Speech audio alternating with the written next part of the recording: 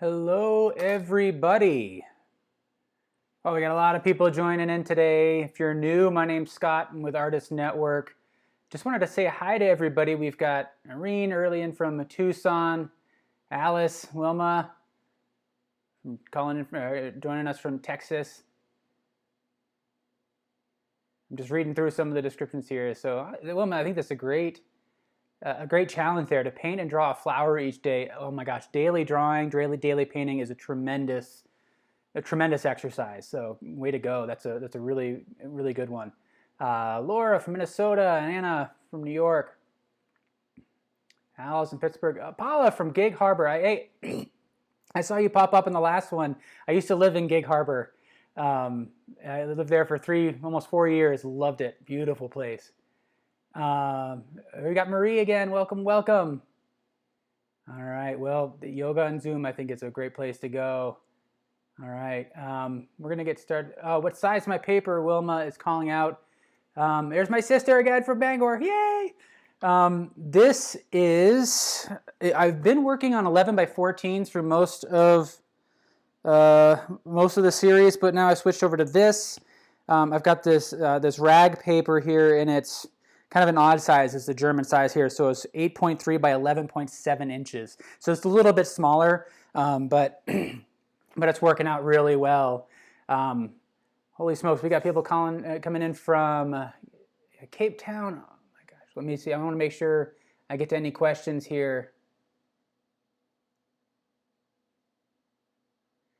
All right, let's see. Began painting daylilies. Just looking at your comment here, Wilma.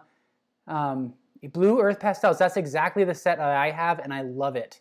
That's I bought a set of just a real intro set from a different company. I can't remember which one it was, and then I invested in that Blue Earth set, and holy smokes, I really enjoy it. So thoroughly love pastels, but we'll get into it right now. Just looking to see if there's any questions right off the bat. It's helpful. I can't remember who called out last session. If you type in your comments in all caps, it's a little bit easier for me to identify what a question is. So if you have a question, try it in all caps. I'm going to try to look through it and try to catch things as we go. At the end of the session, if I've missed something, I'm going to go back through and try to answer all your questions. And then these recordings go up at the end. I see Sawyer's joined on. Glad to see you here, buddy. All right. Welcome, everybody. So today, if you don't have the reference photo, it is in the description. We're going to get that bread today. So we've got this loaf of bread that I'm going to be working from. It's a subject that I've seen a lot in painting before, but it's something I was surprised to kind of reflect back and realize that I had never drawn it before.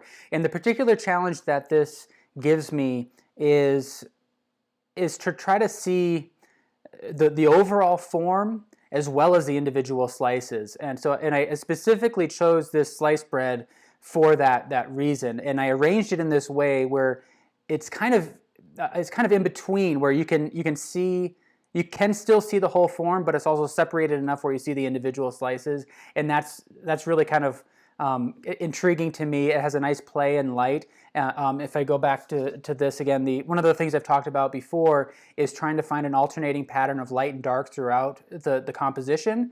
And we kind of have that here, where we see even along each slice of bread, there's a gradation from dark to light, and there's a changing value relationship there. So if we look over here, for example, it's dark up here against lighter areas around it. As we come down the slice, it's lighter against darker areas. And that is, visually, it's interesting, and it's going to be an interesting challenge. This one I didn't start ahead of time, and you'll have noticed in some of the previous recordings. So if you're new, you can find all the recordings up on the Artist Network YouTube page. You can also go to artistnetwork.com, and I have a page there that has additional information. But one of the things that I've done lately is I've kind of started the initial sketch of the objects, and I have decided this one to kind of show you really from the very beginning how I'm thinking about this. And I really want to start to think through the overall form first, looking at basic proportions, basic relationships. I've got my reference photo. I've got one in front of me here, and then I've got one projected up on the screen. And I kind of like looking at the one on the screen a bit more. that distance I find is a little bit more helpful. And so I'm just kind of sketching out the basic forms. And if you've been watching, one of the things you'll remember is the idea that if you're looking at curves, try to conceive of them as a sequence of short, straight marks, and then kind of find the curve within that, rather than try to hit the curve right off the bat. So I've got this general curve in the loaf of bread, but I want to try to see it, I want to try to break it down into sections and find what the overall angles are in each section, and then I'll piece it together as a curve. I'm working with rag paper again this time. One of the things we explored in the last one was just the difference in using a rag paper versus kind of wood basic drawing paper, and they're each going to give you kind of different results. And what I like about this rag paper is that it's just really forgiving. I can lift the charcoal up. I want to go back. I got lost in some of the comments. Somebody posted a question about working on printmaking paper, and I think that's a great way to go. The drawing papers that I've used in the past, and I'm not even sure if they make this anymore, but Rives BFK was one that the first rag paper that I worked with, and that's also a printmaking paper. And I believe it's changed names over the years as a different company purchased it or supplying it. I need to look into that a little bit more, but printmaking paper works great. What distinguishes printmaking paper, say, from perhaps another normal drawing paper is that it has sizing in it. It's basically been saturated with glue to help hold it together when it's wet, because if you're an intaglio printmaker, and if you do etchings or dry point engravings, and you before you pull the print, you actually soak the paper to help kind of soften the fibers, and it pushes the paper into the grooves of the plate.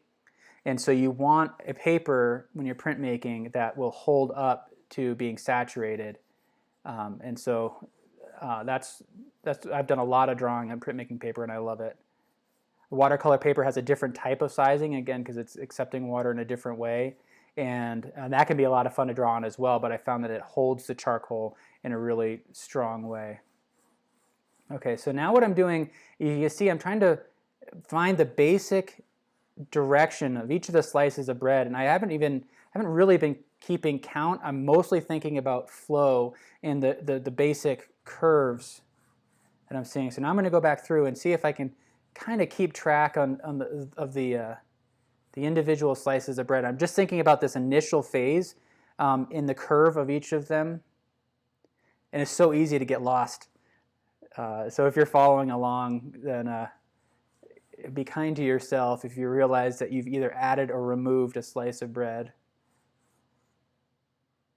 Not thinking too much about overall proportions. There's these kind of 4, kind of 5, and then I think we kind of end the last one here. I'm going to wipe this down again, continue to build up the values. This is just vine charcoal. I'm using rag paper, vine charcoal for most of the drawing, and then I have my charcoal pencils. Again, I've got the materials in the description to the video here.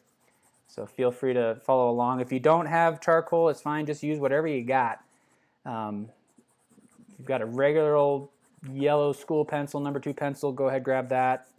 Piece of printer paper. Never let it stop you from drawing. This is what I prefer to be using right now because I have access to it. Just kind of building up some of these values. I'm going to wipe it down, and again, this is kind of my process. Other artists that work the same way as well is to lay down charcoal, build it up, lay it down. And the more time you spend on this initial phase, the better. You want to be careful to jump into the finishing stage of the process too early. Now, I mean, having said that, of course, I've seen other artists that do an amazing job, kind of starting right from a high level of finish. One of the challenges, though, with that is that it's easy to kind of lose an understanding of how everything fits together as a whole. And then I think since the general theme of this drawing is to contemplate the relationship between the whole, is this a loaf of bread, or is it versus the individual parts, the individual slices of that. And so I think if you are the type of artist who likes to finish as you go, kind of start in one area, bring it to a level of completion, and then move on to another one, maybe you challenge yourself with this one to try to do the entire thing at once. I think one of my early drawing instructors, Mr. Hennessy, he told me this thing that really kind of blew my mind initially when I was a freshman in college, to think about the drawing in a way that really at any point you could stop and you can kind of recognize what that is. And that's always kind of something that kind of runs through my head as I work. You know, I'm not quite far enough in there at this point. I could, if I look at this now, I would have no idea what I'm looking at. But that's something that kind of a fun challenge to kind of have in the back of your mind is that, you know, as you get moving into it, could you stop and could a viewer look at this and understand what it is that you're drawing? And that's really the mindset behind building it up as you go. It's a very kind of painterly idea as well. Having said that, one of my favorite painters, a man named Neil Welliver, he would create his paintings. He would start in the upper left, work his way down to the lower right, and hardly ever go back, if at all. And I've never been able to work that way. It kind of goes against the rules, I suppose, but he's truly one of my favorites. All right, so I'm just kind of making some notes here. One of the nice things about the Vine charcoal, especially on this paper, is that it is forgiving, and I can just remove things quite easily. And you want to move your marks around the page.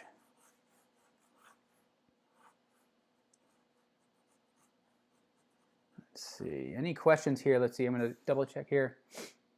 Cynthia from Maryland. Oh, you're having some technical difficulties, huh?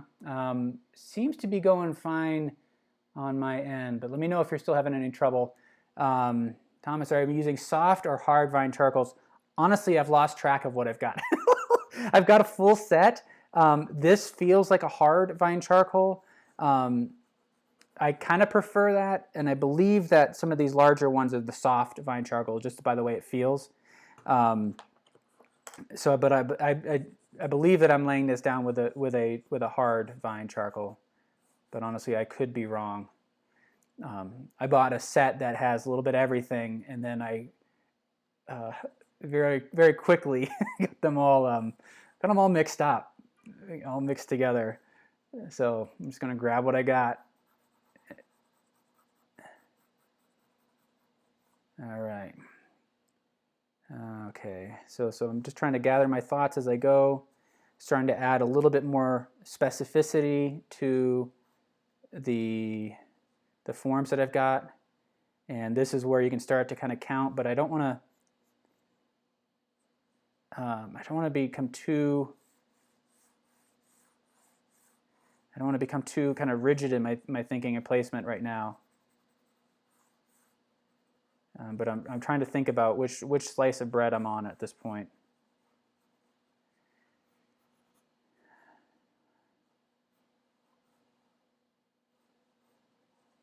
All right, let's see. There's number 4.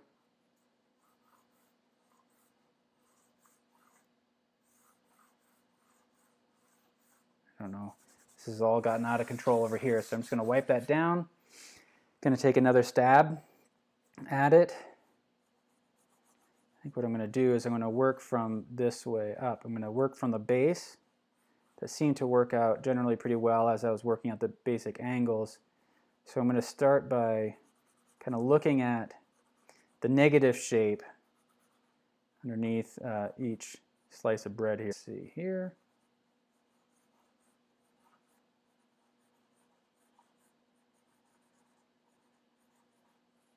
Kind of losing that curve.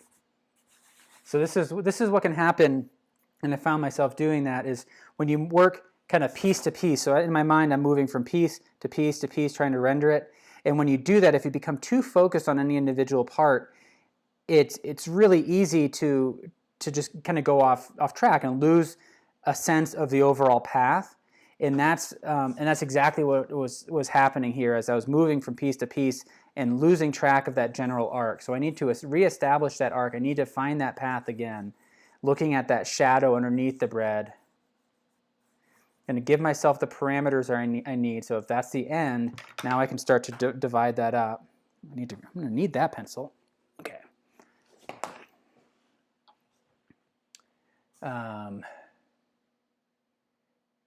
Wilma asking, what sort of paper? I like the, for pastel work, I like to use the sanded pastel board. Gosh, I can't remember which kind it was, but it's kind of a sanded paper. I know the Canson Mitientes or something. I can't quite pronounce it properly, but that's a good one as well. I know a lot of artists that use that. But I like the sanded boards a little bit more. They're a bit more expensive, but I find it totally worth it. All right, Alice, it sounds like you were able to get back in. All right. So I've got this general form. Now I can start to kind of redefine things a little bit.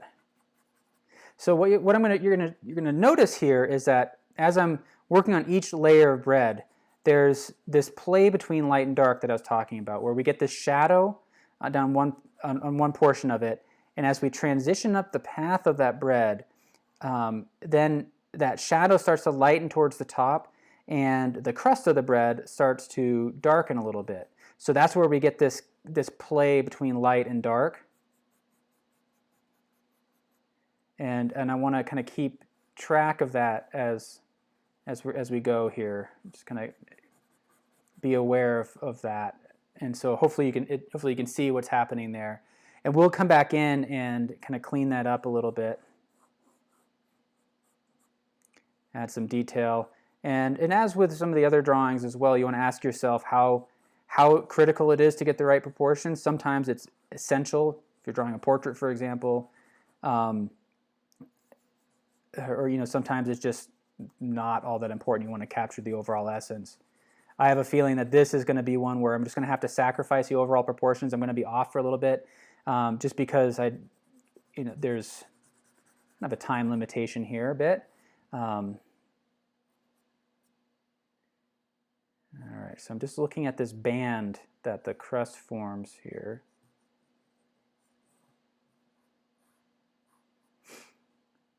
All right, any other questions? Oh, asking about dried erasers. Are you talking about if you're looking at, I have two erasers that I'm working with. I'm working with a kneaded eraser. This is fairly new, but it's helpful to continue to work it. It can dry out over time, but generally holds up pretty well. And then I have a rubber eraser as well. And this is fairly new. Once it's dried out, I don't know if there's a whole lot you can really do. And I think it's worth it to experiment with different erasers out there to see what really works for you. Just like every other drawing material, just kind of try things out, see what works, and what works for your way of working in particular. So one of the things I have to be mindful as I'm working on these is that the plane along the top of the crust it's arcing like this a bit. It's constantly changing, and so I want to pay close attention to that as I go. And you'll see that I'm kind of creating that top of the crust not by drawing a line on either side and then filling it in, but I kind of have a line running across the bottom, and then I'm going to try to create that band as an accumulation of short marks, all kind of running along the general kind of the cross contour of that. Not articulating that very well right now, but I'm going to hopefully explain that here. So as I'm working up across this slice of bread here, I'm thinking about that path, but then rather than creating two hard lines, I'm kind of suggesting the lines, and then you can create that shape by creating these short vertical marks that generally follow along that path. To me, that seems to work out and feel a little bit more natural looking than if I were to kind of thoroughly draw a line and then try to fill it in. These little sections of the bread here are kind of nice, where you get these little folds, give me some kind of points that I can utilize as reference. All right, this is interesting here. What's going on?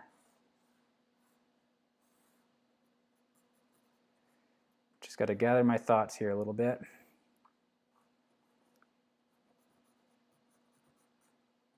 Aha, okay, I feel like I've got that back now, understanding how these all fit together. All right, we're at number 4, kind of working my way up. And again, what my mind is doing right now, since I'm trying to learn from my mistakes that I made earlier, is that, as I'm kind of working on an individual slice of bread, my brain is also trying to think about the whole. And that's a lot of what drawing is all about, especially observational drawing. It's about seeing the individual parts as well as the whole of it all.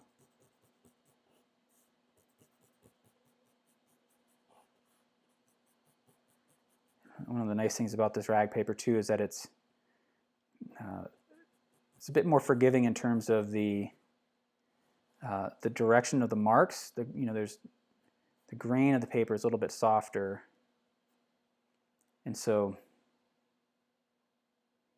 I can smooth things out a little bit more. I'm gonna have to clean up this area a little bit. All right, this gets a little bit trickier here. What am I looking at? Sometimes what I'll do especially when I'm working outdoors, and it's a particularly complicated scene, is I'll use this hand here, and right now I'm just pointing at the reference photo, and I'm trying to, from my point of view, if I close one eye, I can let this finger kind of rest on a certain portion of the bread, and to help keep me on track. So if I hold that steady, when I come back, this hand is pointing to what I was just looking at, and it gives me kind of a guide back to where I was, so that every time when I look up at the reference again, I'm not trying to reorient myself and find out which slice of bread I'm working on. And so that's kind of what I'm doing here.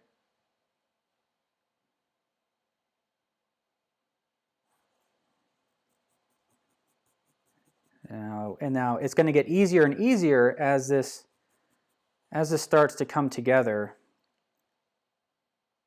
That's right. Okay. In the drawing, this is still kind of a mess right now. So I'm working my way towards clarity, and as I do that, then the subsequent layers are going to be a bit easier. All right, where am I? 1, 2, 3, 4, 5. Okay.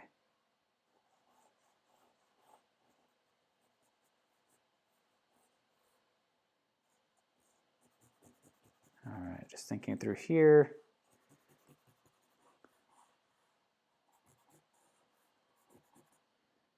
That seems about right.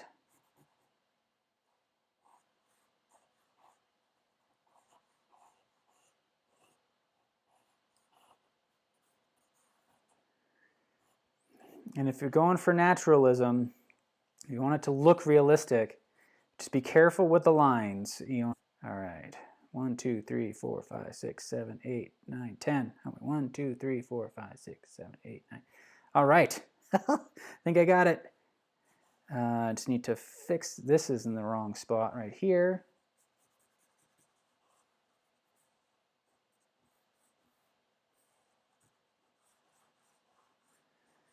And now, again, if you're thinking about these marks as being movable, I've got it on the page now. I've indicated where all the slices of bread are, and now I can slowly adjust as I go along. Now we add the next kind of level of specificity to the drawing Need to stop dropping my things. Oh, jeez. So continue to build this up, build up the values. I can let the surface get a little bit darker than I have in the reference photo. And if anything, what that does is it just increases the contrast against the bread. And that's going to heighten the sense of light in that. And so I think I'm going to let that happen. Maybe darken, almost kind of create a vignette by darkening in some of these areas around the outer edges. All right, let me see. Chef Sam, you came in late. Don't worry, you can watch the video again. This is going to stay up as a recording afterwards, so you can certainly watch this over and over again if you need to. Just want to check for questions real quick.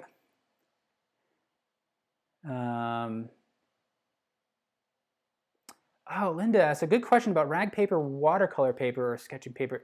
Yeah, so I'm using a rag paper that's specifically meant for sketching. Yeah, and I believe I used to use rag paper for watercolor, but honestly, I don't know enough about watercolor to be able to articulate that.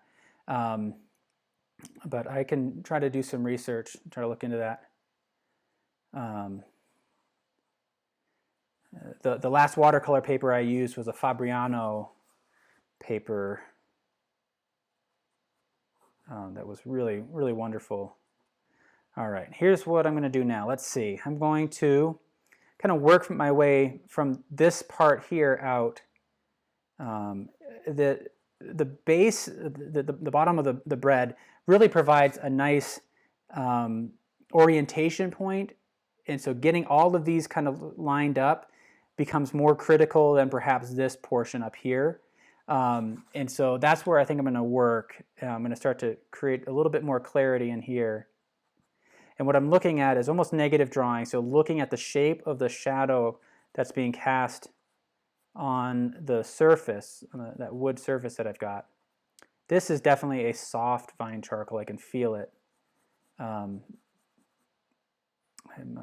think I misspoke earlier, but now as I'm getting into this area here, I can really feel it being quite soft. Sometimes a vine charcoal, hard vine charcoal, can be a little too hard. All right. Sometimes there's like little imperfections in it that can kind of catch on the paper. So as I'm running down here, I'm seeing this thin shadow, and it's really important that I think about it as a shadow and not as a line. Even though it creates a line on the page because it's so thin, I want to hold in my mind the idea that it is a shadow. And if I do that, it'll help continue to read as a shadow. Just trying to let the charcoal kind of skip across the surface more than anything. It's going to feel more naturalistic. So again, one of the things that you may have heard me say in other drawing videos is to really be aware of the path, but not necessarily the line. You don't. Once you know where the path is, you don't necessarily have to use a line to define that path. You can play around with values. You really want to observe what's happening there. So here I can use the direction of my marks to distinguish the form shadow of the bread versus the cast shadow. And then I'm going to soften this out a little bit. So this is just, I'm really just pulling the charcoal out away from that line, from that edge right there. And I'm going to come back in with the compressed charcoal pencil a little bit later and finish that off. So I just want to make sure.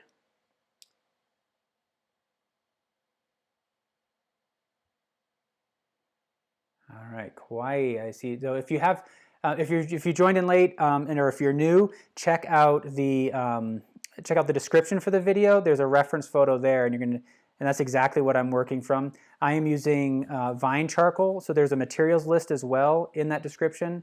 I'm using vine charcoal right now on a rag paper, and I'm going to be using compressed charcoal as well. And I also have kneaded erasers and rubber erasers that I'm working with. I will get to in a bit. So again, I don't want to get too far without really kind of anchoring myself back in here.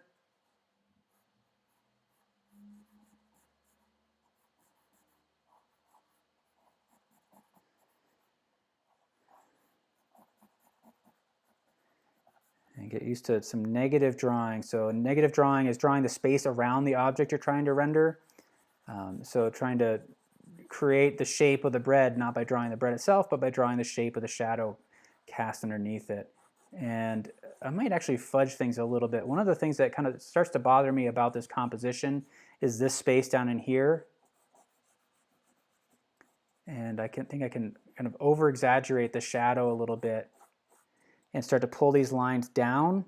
So instead of angling this way, I'm kind of angling down this way, and that helps to kind of activate that area.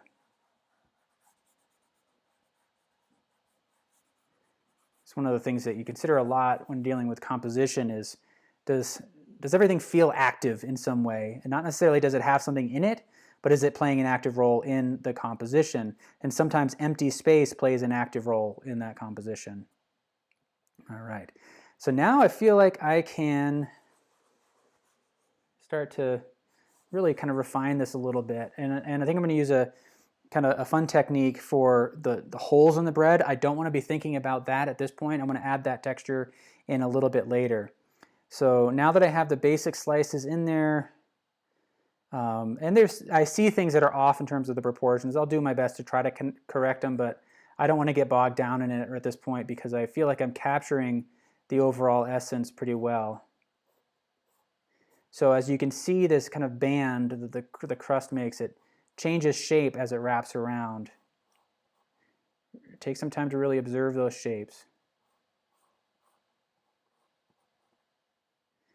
And now it's kind of darker there, and we see kind of a cast shadow here. And I can darken this a little bit more too. So as I'm drawing the line here, I'm trying to keep that mark light so that when I bring in the shadow underneath here, this cast shadow, that line is going to be consumed by the shading. I don't want that line to be too defined. Let me bring this out, smudge that, redefine. Again, this is where I'm really enjoying this material because I can build it up, take it down, build it up, take it down. You know, what I mean by that is that you're making the form kind of clearer, you're softening it, smudging it, you're building it up again, and each time you do that, it's going to add another level of specificity. But by smudging it down, you're unifying everything again.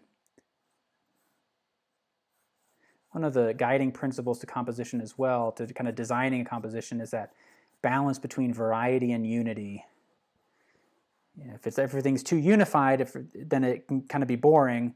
If there's too much variety, if there's too much contrast, then it can be hard to view. So you want to try to find that balance,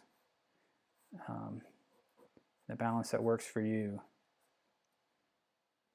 Right in here, like this gets kind of darker, and here this starts to become in shadow.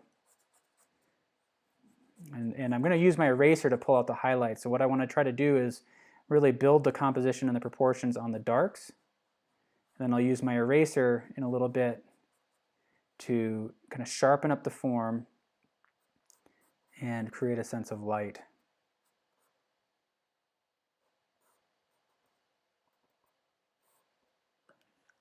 I kind of like the way sometimes you just make a mark and it looks good, even if it doesn't look correct, and you want to just keep it. And so let that happen sometimes.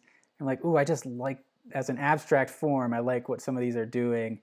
And sometimes it can be a distraction. Sometimes it just works out all right, and you say, I'm going to keep that. But I just really like these little marks that form that outer layer of the crust there. So my eyes just going back and forth really quickly between the reference photo and my drawing.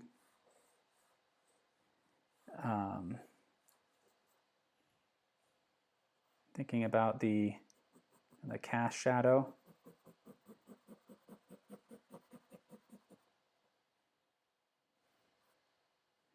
Thinking about this cast shadow here, you need to darken that a bit more.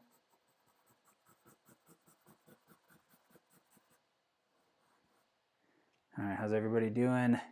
Yes, fine charcoals. Lovely Miss B. So this is all vine charcoal. We also have willow charcoal, very similar.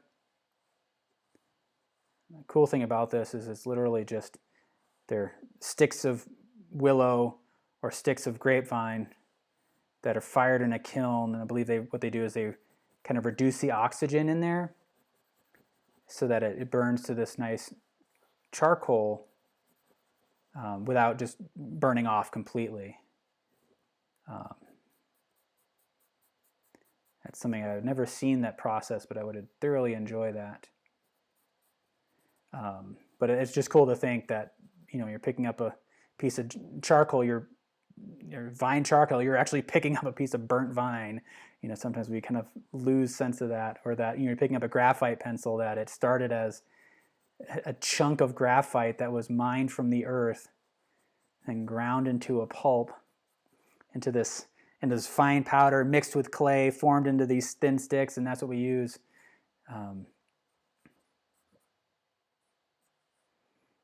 Pigments when you paint are just minerals from the earth that have been treated in some way to turn them into effective colors. Cadmium, for example, makes some great colors. You can make orange and yellow and red, all from cadmium, just by heating it up to different temperatures, but it all comes from the earth. And of course, they make synthetics as well, but the idea that something like this just comes right from the earth is pretty cool. All right, I have lost track. Where am I? 1, 2, 3, 4, 5. 1, 2, 3, 4, 5. All right, back on track. So I'm applying the same kind of logic to each of these pieces, each of these slices, where I'm thinking simultaneously about the cast shadow. In this case, it's just this thin sliver, and then the value that forms kind of the crust of the bread here, and looking at the overall change in value. 1, 2, 3, 4, 5, 6. I'm on 7. 1, 2, 3, 4, 5, 6, and there's 7. All right. And the nice thing about taking your time to build up the overall form and see that overall form first before you get bogged down in the individual slices is that when you do get to the individual slices, a lot of that thinking has been offloaded. I know the general placement and the size and direction of each of them, so I can now put more of my attention into that one slice. So, all right. And then we have this one here.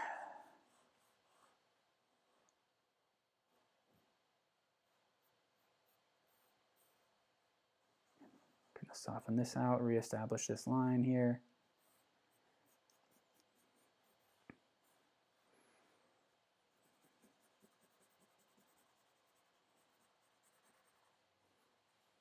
And making sure that as I'm working from the top down along each slice, that it's aligning with the base that I established, and it's doing that for the most part, which it's always a good thing. All right, now this one back in here. So we're now on our whatever number pass we've made at this whole thing, and we're gonna go back through it again, add another layer of detail to it. Let that kind of fall in the shadow. This is kind of an interesting form.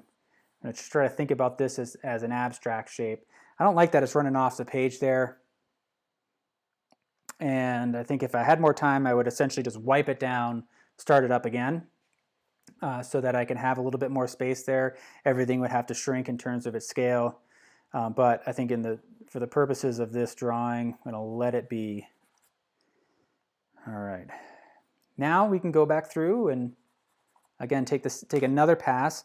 This time what I'll do is start to add more kind of detail to it, thinking about the light. So if I look at this slice here, it's generally lighter on this side and it stays somewhat in shadow on this side. So I'm going to use my kneaded eraser, kind of shaping it down into this kind of a sharper ridge. And I'm going to try to pull out that form. And so I want to be thinking about also drawing that form. And I'm not just pulling out the light, but I'm also correcting any of the shapes that I may have mislaid. So just kind of tapping, and that can start to simulate the texture of the bread. And it's kind of cool to see it kind of in the center. As I pay attention to this, the center of the bread, the holes are a bit more open, and as you get to the crust, they kind of squish up, and it changes the overall texture. So I can start to replicate that effect with my kneaded eraser. Kind of feather that out a little bit. And then I'm not going to add the details to it yet. I'm just going to really focus on light and shadow here.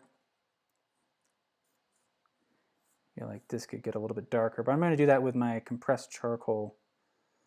I think I should do that right now, actually. So I've got two. This one has a little less, it's a little bit more of a blunt tip. And if I need to, I can kind of sharpen this up, do some negative drawing, smooth that out a little bit.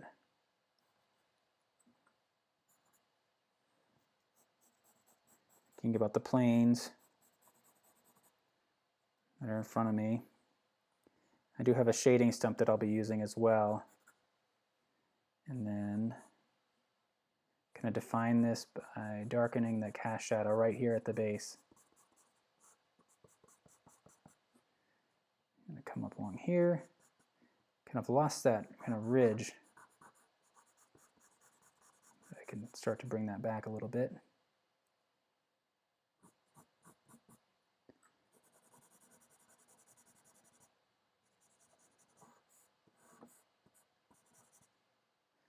Gonna look at the screen, see how that works. I think it's all right. Do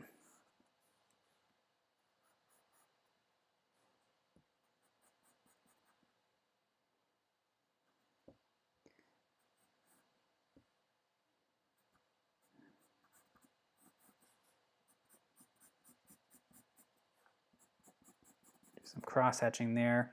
So that starts to sharpen up that form. Haven't added any of that texture in there yet. This is a little halo there that I don't like. So let me get rid of that. And start to redefine that form. All right. Now I can move on to the next one, and there's just now this kind of this logical progression. Again, it all stems from the idea that, you know, I laid out the basic proportions kind of softly and lightly. I'm feeling pretty good about them. So now I can get back in there and start to define this a bit more. And so even within the shadow, I want to remember that it's transparent, and it's generally dark, but there are some details in there that are even darker. So I'm not going as dark as I can right now, because I want to be able to go a little bit darker when I add some of those the holes there in the bread.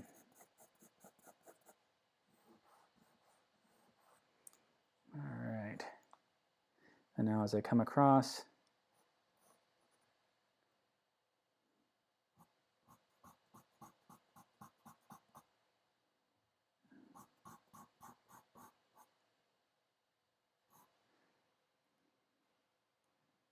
let me see if I can just get rid of that. One of the nice things about the vine charcoal is fairly light and soft, so I can move that around.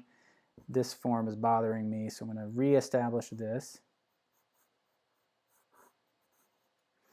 I can use my eraser to pull this out again.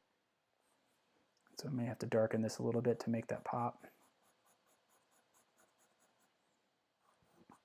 See any questions?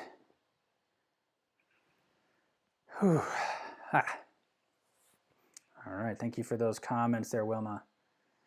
You know, switching back and forth between tools, it kind of becomes intuitive. You know, you want to just draw and see what works for you.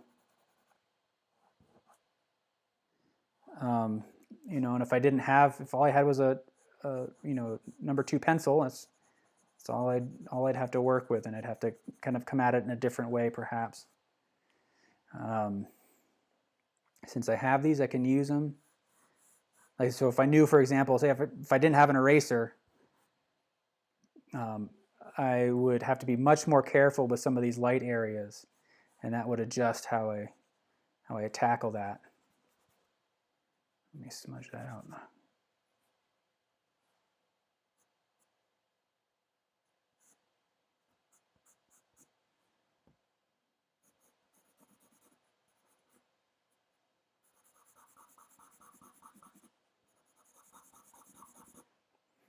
All right, here we go. Just trying to kind of orient myself a little bit more. So I did this pencil is a little bit blunt right now, which is all right, because as I do broad areas like this, it starts to sharpen it up. And I have another pencil kind of waiting in the wings to be used for some of the sharp detail if I need it again. All right, now I lost that highlight along in here, so I'm going to come back in again with my kneaded eraser, just kind of sharpen down to a wedge. Try to pull that out. This one kind of comes up on top of it just slightly.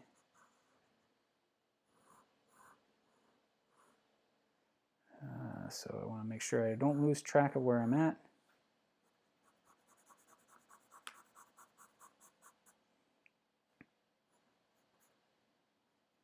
And then here I can kind of come back in with this kneaded eraser, tap out that form a bit. It's a little bit more light catching on this than the one below it.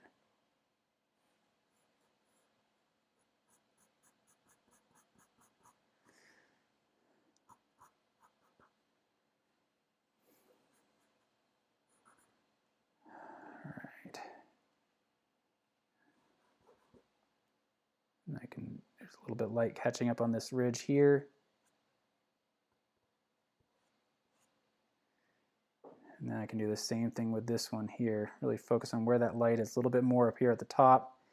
Comes down to a thin sliver and kind of trails off like that. And then if the edges become a little bit soft, I can look for areas where I can kind of sharpen it. But again, I want to be careful not to create a hard line there. That's going to diminish the realism overall.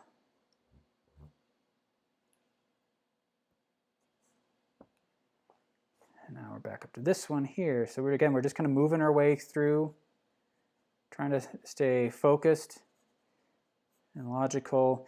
And again, one of the things we talked about before is this idea of switching back and forth between thinking of the abstract values and shapes that are in front of you versus the kind of having a logical understanding of the bread. And this is kind of a really good example of that, where kind of switching back and forth all the time, where I'm trying to think logically about where I am in the whole loaf, like how should that shape be, and then also just looking at it as an abstract form. So I feel like I've kind of lost this form along in here. And what I can do is kind of erase this out a little bit.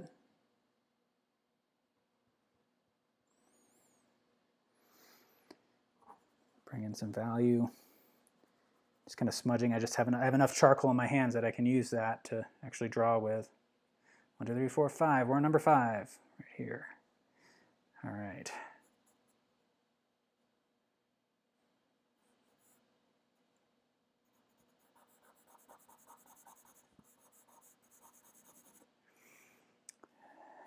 Okay, now here. It's a little bit darker right in here, and I'm going to pull that highlight out in just a touch. Now, so here we get some really kind of tightly packed bands of light and dark. So I want to pay attention to that. And I think what might be easiest to do is actually address this shadow here first, and the value here. And then I'm going to use my eraser to pull out that highlight.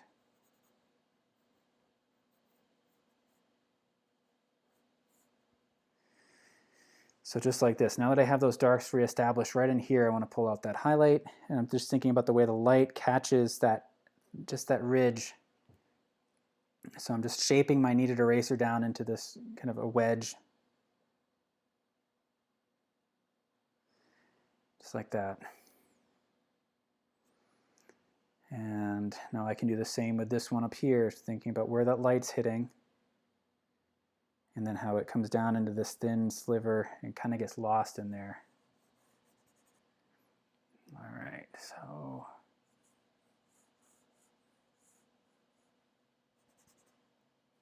just a kind of a more distinct shadow here.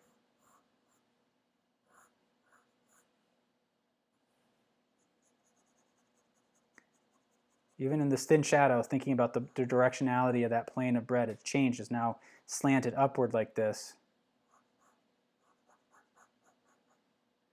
So I'm trying to let my marks reflect that direction.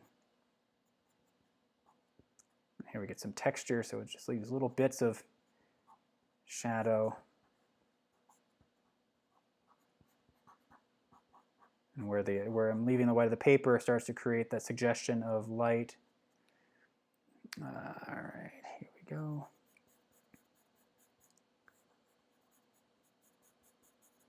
How's everybody doing? I'm glad, Patty, I'm glad it's a great comment. I'm glad that it makes you a little less afraid to try this. It's I totally understand it when people are kind of intimidated to draw, but this is, again, this is only, you can do this only for yourself. And for me, I love the focus that it brings to my mind. I like that I can just sit and be with this, and it really becomes consuming of all my thoughts. It just pulls you in, and it's a nice break from other things sometimes in life. And that's kind of the reason why we're here, is that just as an opportunity for us to kind of take a break from the news, allow us to kind of dive into our obsessions as artists. I don't draw enough, and so that's why I started doing this series, is to help build some of my skills in drawing that I can apply to painting later.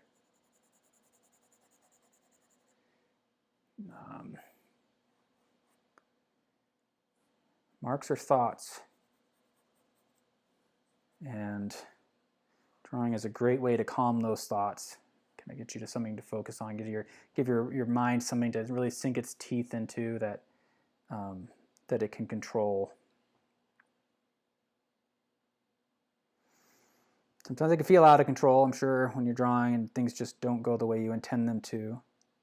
But part of that is kind of a part of the drawing process, is it's this relationship between you and the materials, right? And it's about observing that, and you are in control, but you can also decide when you want the materials to kind of do their thing, and how much you want to fight the materials.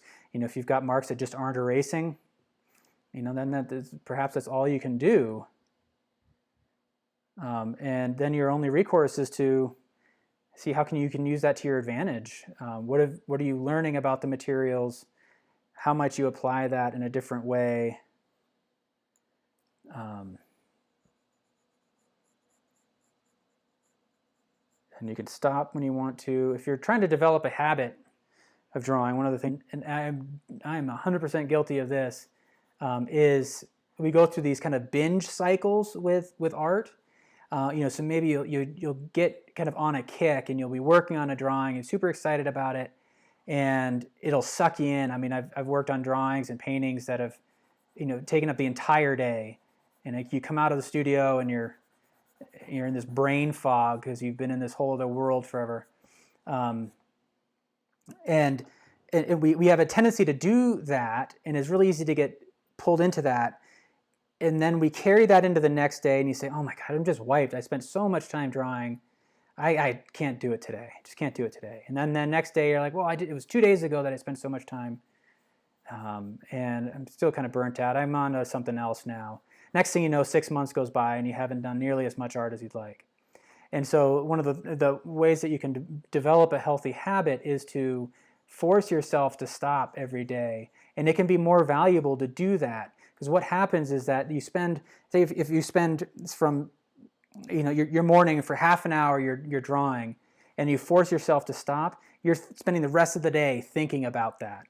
And then the next day comes around and it's your time to draw, and it's right there, and you're super excited, and then your time limit's up and you're like, oh, I want to keep going, but you got to wait till the next day, and you carry that through, and the next thing you know, drawing every day is not a problem at all, and you can't not draw every day.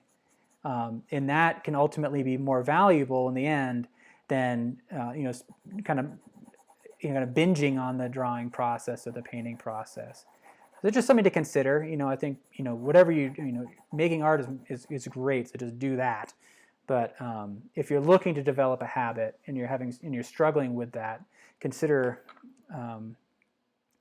forcing yourself to within a certain time constraint, and just consciously trying to control your time so that you're developing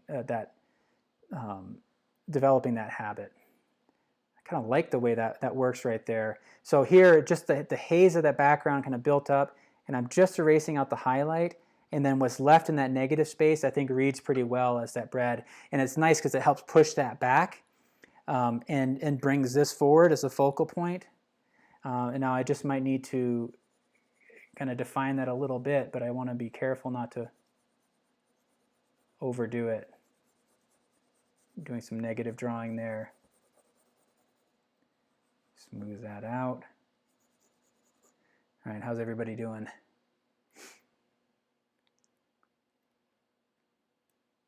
So he has a great way to say that there. Make yourself stop means you're going to start. It does.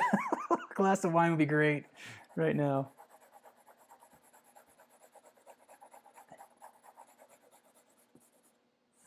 Maybe some cheese. Rachel, if you're watching, we should get some of that Costco cheese next time I do this.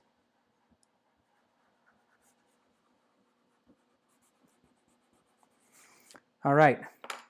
Still not done yet, but it's getting there. We can start to see what's happening. And I feel like we could stop and somebody would look at this and say, I see that as a loaf of bread. And what part of what is happening is our brain is kind of filling in the texture there. Once we've identified something in our minds, we know what it is, then our brain starts to take over and it can start to invent things, and it fills in the gaps, which is really exciting. And that's where the viewer becomes kind of an active participant in the art process, is that you find that by leaving out certain elements, the viewer's mind activates in trying to fill in the gaps. What I want to do, though, is I want to show you some kind of techniques for creating this texture. So I've just got my shading stump. Oh my gosh, it's so funny. It's kind of ground to this. I've kind of lost the shape of it. I don't know if I have another one. We'll just have to do it. I can't push out the stump. Do I have another one? Oh, let me see. I do! Yes. So you can see what happened. This is the one I've been using, and I've been using it so much that it's just kind of pushed the tip in, this little tortillon. So I'm going to use this. I have hardly any charcoal on it right now, so I'm going to use this time to kind of smooth out the cast shadow. And ultimately my goal is really just to load this shading stump up with charcoal. And I can be refining as I go. So I'm thinking about the objects. I'm going to shade this in a little bit more. Just kind of being light with this. So I want this portion of the bread to feel like it's really collapsing into the shadow. think I need to build up more value here. But now that I've got more charcoal on my shading stump, now what I can do is I can use this to create some of these holes in the bread. And to me, you know, you could take your time to really match this one-to-one and really dial in make each of these holes really correct. But in the end, the viewer is not going to really notice the difference. And so what you want to do is really think about the structure of what you're looking at. Like as I said earlier, like there's kind of an openness to the holes in some areas in the middle, and then as you get out to the outer edges, it starts to kind of squish. And so you want your marks to do the same thing. So just kind of thinner lines as you get closer to the end, more open marks as you move into the middle there. It's kind of picking up more charcoal, and then I can come back in here and, you know, add some of these even darker holes to suggest the transparency a bit more.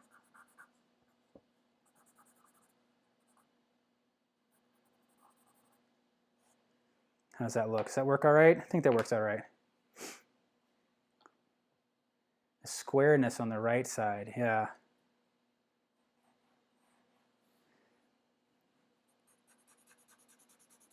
Okay. So now I'm just kind of going back in here, again, picking up charcoal, kind of smoothing things out a little bit. I'm trying to be light with this shading stump. Thinking about the directionality of the plane of the bread there. And then I can start to add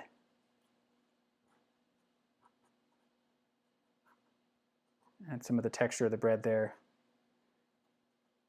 And I find that this is kind of perhaps a more effective tool than going in with a sharp charcoal and adding these holes like this. That's going to make kind of a more permanent mark.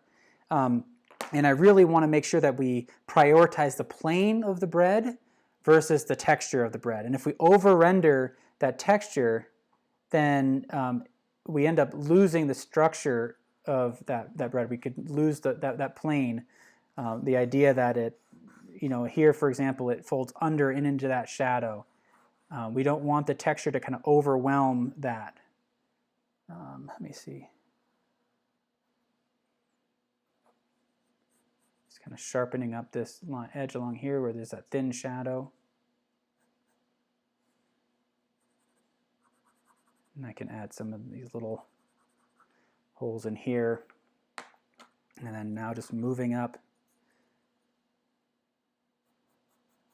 the loaf. How do we feel about that? It seems to be coming together. Now we do the same thing. Now again, we want to be thinking about the structure, the plane of the bread. And now as we move up the loaf here, we go from this kind of horizontal plane gradually increasing to like this 45-degree angle. And that changes the angle at which we're viewing those holes. So we want our marks to reflect that as well. And as we move up here, and we can't really see the holes right up here against that light. So instead we can just kind of suggest it more towards the middle. Try to get a feel for the shape of the holes more than a precise understanding of what each of those is. Kind of suggest it more than anything.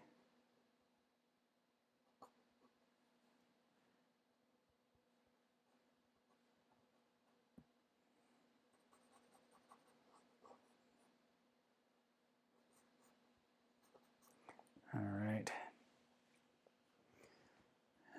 As we come across here, again looking at some of the holes, just trying to suggest them. I feel like the proportions are off a little bit. It's all right. It's all good. I feel like we captured the overall essence pretty well here. And this is one where you can really kind of create that plane by paying attention to the direction of your marks. You don't want them running this way. You want them running this way to suggest that the structure of the plane. And then we have some interesting texture along in here. Just kind of sketching that more than anything. That almost becomes more gestural than really rendered.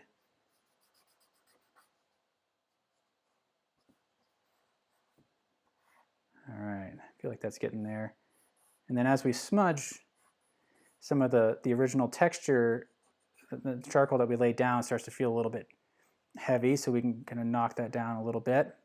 And look at it from a distance, so I see it up on the screen here, so that helps me to imagine what it's like to step back. So if you're drawing along, this is a good time for you to set it up at a distance, you maybe even across the room, and see how it holds up from that distance.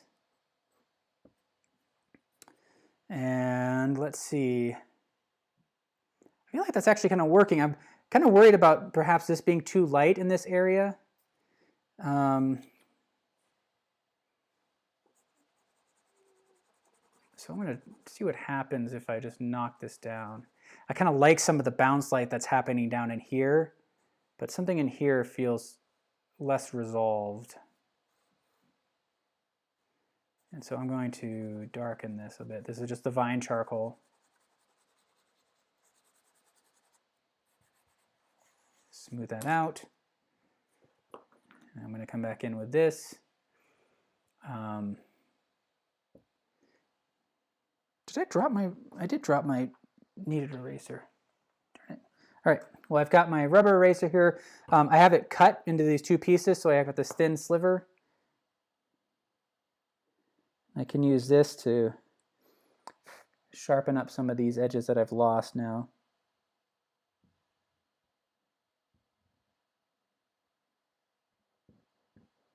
Especially around in here. I like the way that's working. And then I can also kind of sharpen up here and redefine the base a little bit here.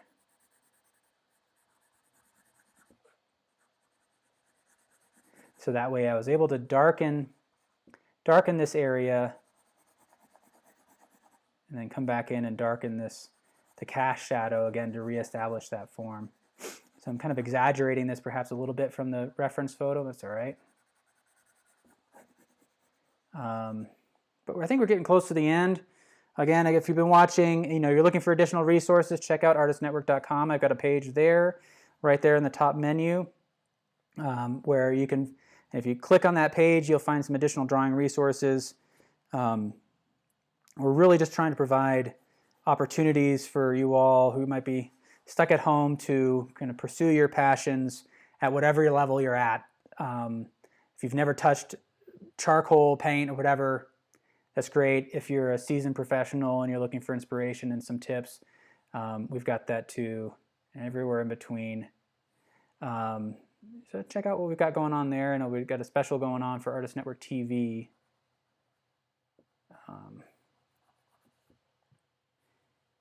Maybe add some little details there. But I'm going to hang around for a little bit longer, make sure I answer your questions. But I feel like we're getting pretty close to the end. I feel like we've captured that. Hopefully, if you've been drawing along, that you're feeling pretty good about your own drawing. This video stays up again, so you can watch this over if you're looking to kind of work on a particular part of your drawing, need some additional help. I do this every Monday, Wednesday, Friday, 3 p.m. Eastern. So what's up next is I think we need to update the website because I kind of change things around. So on Wednesday, I'm going to be doing an I. So that is going to be a fun challenge. Let me go back through. I just saw your comment there. Suze W. Paints that my drawing is more like burnt toast. I know that feeling. Make it what it is then. That sounds good to me. But I'm glad to see that you're drawing along with me. You're welcome, Anna. Just reading through these. Kids miss marvelous. My kids ate all the bread. Kind of dreading this. This I am so bummed right now that this bread is actually gone. I took the photo a little while back, and now it's all gone, and I am out as well. So, yeah, Patty. So hopefully you saw them adding that detail, adding those little bits, and hopefully I feel like this holds up pretty well. I mean, I could go back in and add even more detail if I want to, but again, I think the primary thing that you want to be careful of is that you want to make sure that the planes of the bread hold up and the light on the bread is more dominant than the texture itself. It's really easy to get sucked into the detail and the kind of the seduction of the texture, and then when we do that, we can sometimes sacrifice the overall form. So you just want to be careful about not adding too much detail at the expense of the form. You're going to see some great artists out there that can add all that detail, but they're aware that of the overall structure, and make just something to be aware of. Potato slices. Well, I'm glad to see everybody's painting or drawing along.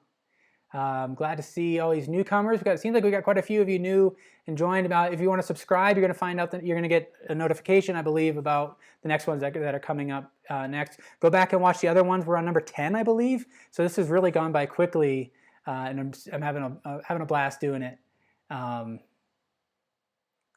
Let's see. Some good feedback here. If there's anything that I'm explaining that's not coming through clearly, let me know. If I'm getting kind of distracted in the drawing, sometimes I can forget to really describe what I'm doing. So if I've ever done that and I've said something that's just called kind of mungled and confusing, feel free to ask me to state it again. I totally get it. So. All right, I think we've got everything. So again, just looking for questions.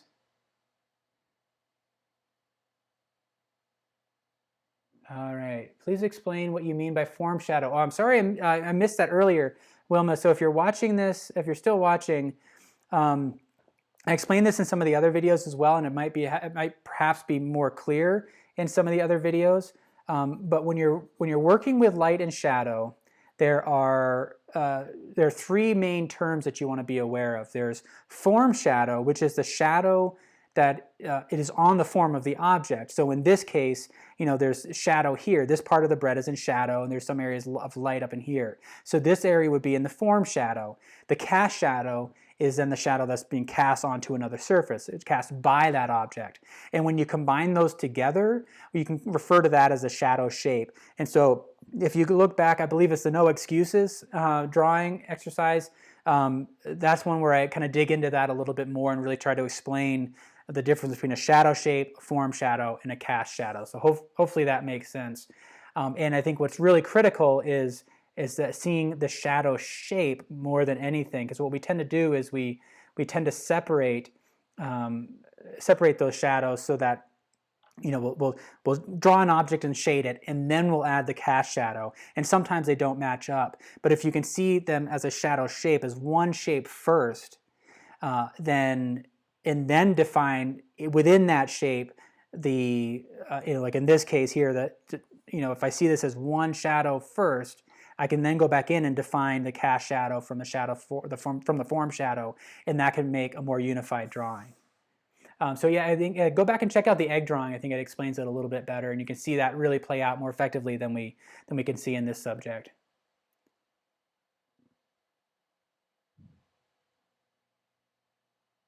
Oh, someone asked PMT. The way you're holding the vine charcoal is so when I'm working with the vine charcoal, I'm holding it at the very end, and it's a lot of pushing and pulling. It's not drawing with kind of a tripod grip. This is the tripod grip what you're using to write words with often. This is an overhand grip. And you're just using the weight of the charcoal to make a lot of the marks. And if you need a bit more weight, you can just kind of lean in, and that puts some pressure on the tip.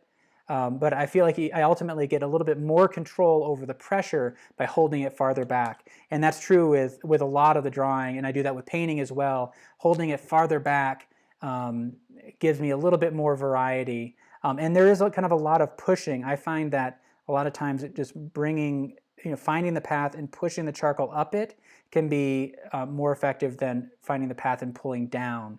And I think it's helpful to kind of learn both ways of doing that. All right, seeing if there's any other questions that I missed. A lot of good comments here.